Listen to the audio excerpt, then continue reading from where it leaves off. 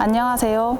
3.1운동 순국기념관 개관 20주년 특별전 이따를 담당한 학예사 오송희입니다. 이번 전시는 제암리 고주리 학살 사건 이후 순국 선열을 기억하고 독립정신을 이어가고자 노력했던 유족들의 삶과 함께 기억하고자 하는 우리들의 이야기를 담았습니다.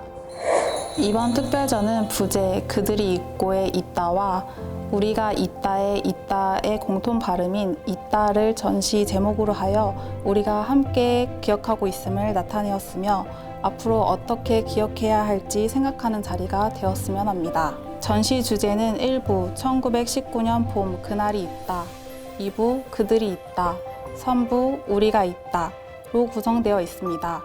각 부마다 순국 선열을 기리기 위한 1개의 기념비와 2개의 기념탑이 함께 연출되어 각 시기의 이야기를 풀어내고 있습니다. 해당 기념비와 기념탑은 제암리 마을 곳곳에 놓여 있어 전시 관람 후 기념비와 기념탑을 찾는다면 더 좋을 것 같습니다. 그럼 지금부터 저와 함께 전시실로 들어가서 전시를 관람해 보시겠습니다. 1919년 일제는 화성 만세운동에 대한 보복으로 4월 15일 제암리 고주리 학살 사건을 일으켰습니다. 화성 독립운동가 제암리 고주리의 함성이 여전히 우리에게 전해지고 있음은 이곳을 지키고자 했던 의지들이 모여 가능했습니다. 이 길은 현재와 과거를 이어주는 공간입니다. 순국선열의 독립운동 정신을 잇기 위한 우리들의 이야기가 시작됩니다. 길의 끝에서 우리는 두 손이 그리고 있는 태극기를 마주합니다.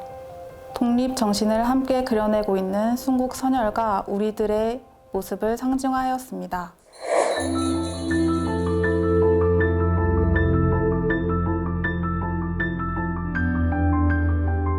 이 영상은 유족들의 증언을 토대로 사건 이후의 유족들의 삶과 사건 당일 선열과 유족들이 나누었던 대화를 재구성하였습니다.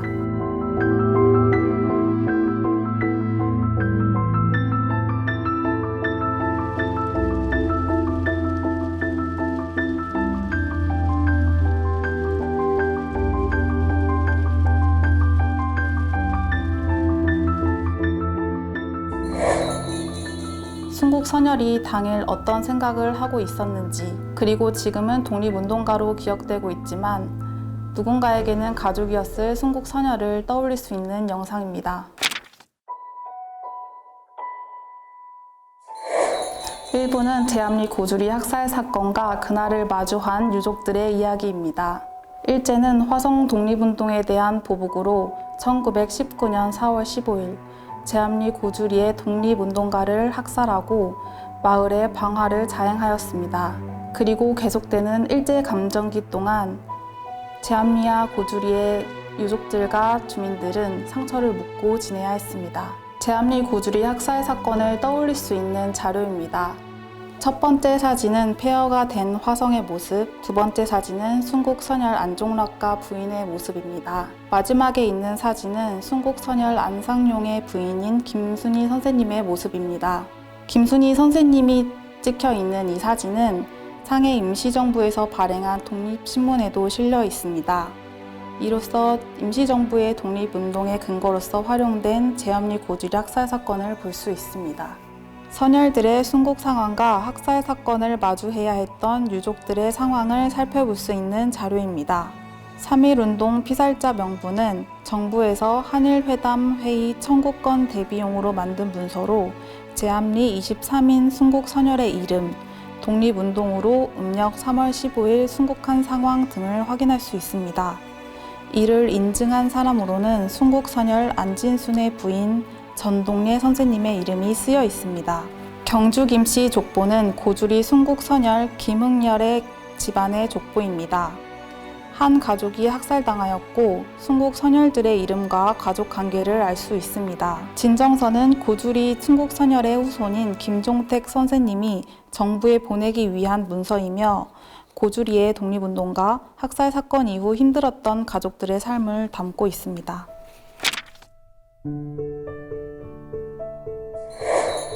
사건 이후 마을을 떠난 사람들도 있었지만 이곳에 남아 자리를 지킨 분들도 있었습니다. 2부 그들이 있다에서는 순국 선열을 추모하고 독립운동 정신을 알리기 위해 노력했던 유족들의 활동을 보여줍니다. 뜻이 있는 유족들이 모여 1970년 순국 제암 29 선열 유족회를 발족했습니다. 유족들로 임원을 선임하고 기념사업을 이끌어 나갔습니다. 이곳에는 유족회를 상징하는 유물들로 이루어져 있습니다.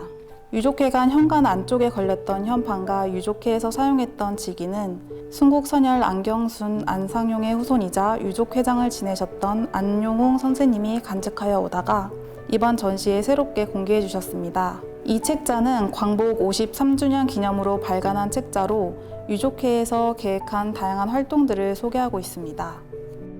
1967년에는 일본 기독교계에서 제암교회 방화에 대한 사죄의 의미로 제암교회와 유족회 간 건립기금을 전달했습니다. 유족회는 일본 정부의 공식적인 사죄를 요구하였으며 일본의 모금액으로 건물을 짓는 것이 선열들에게 모욕이 될까 하여 반대하기도 하였습니다.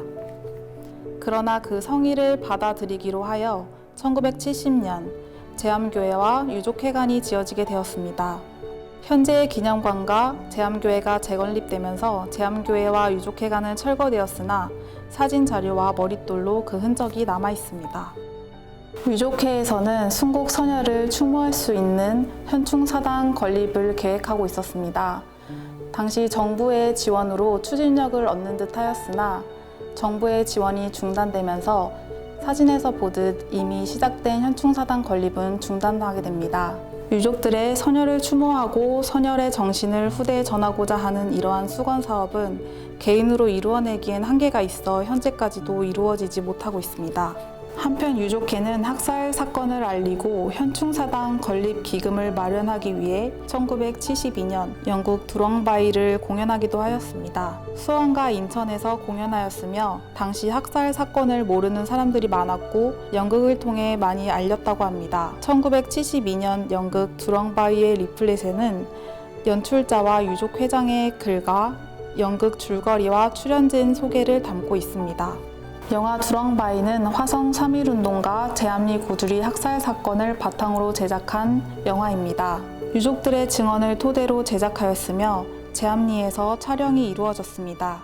제작 후에는 상영하지 못하였다가 2009년에 순국선열 안종후의 후손 안상호 선생님에 의해 공개되어 우리에게 전해졌습니다.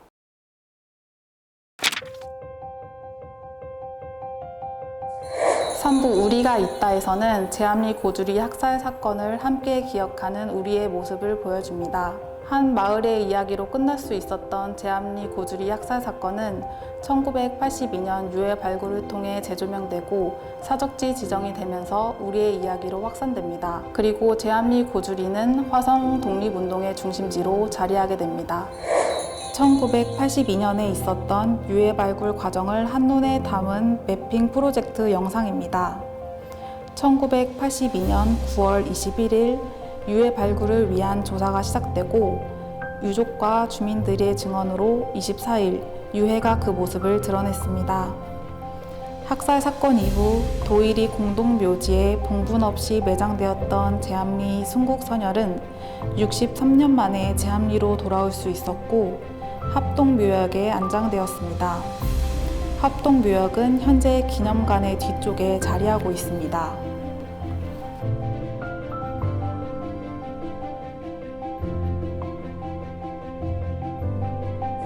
제암리 고주리 학살 사건이 오늘에 기억되기까지 유족들은 물론 각계각층의 노력이 있었기에 가능했습니다. 각자의 방식으로. 그러나 한뜻으로 잊지 않고 기억하고자 하는 우리들의 이야기를 담았습니다. 유족들은 광복회 활동, 유물 기증, 구술 등을 통하여 순국 선열의 정신을 알리고 후세에 전하기 위한 활동을 이어가고 있습니다.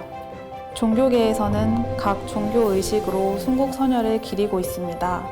문화계에서도 소설, 영화로 제작하는 등 제암리 고주리 학살 사건을 다양하게 기억하고 있습니다. 또한 제암리 고주리 학살 사건은 교과서에 수록되며 우리와 미래 세대가 기억해야 할 역사적 사건으로 자리 잡았습니다. 매년 4월 15일에는 추모제가 열리며 2001년 개관하여 올해 20주년을 맞는 제암리 3.1운동 순국기념관이 시민들과 함께 독립운동의 역사로서 제암리 고주리 학살 사건을 기억하고 순국 선열이 바랐던 평화의 미래를 그리기 위해 노력하고 있습니다. 지금까지 제암리 고주리 학살 사건을 기억하기 위한 유족들과 우리들의 이야기를 살펴보았습니다.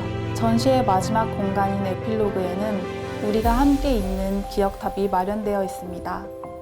그동안 순국 선열의 정신을 지키고자 한 사람들의 의지와 우리들의 마음을 담아 현재에 이르렀듯이 우리의 이야기가 미래에 닿기를 바라는 마음으로 함께 있는 기억탑을 완성해 주시길 바랍니다.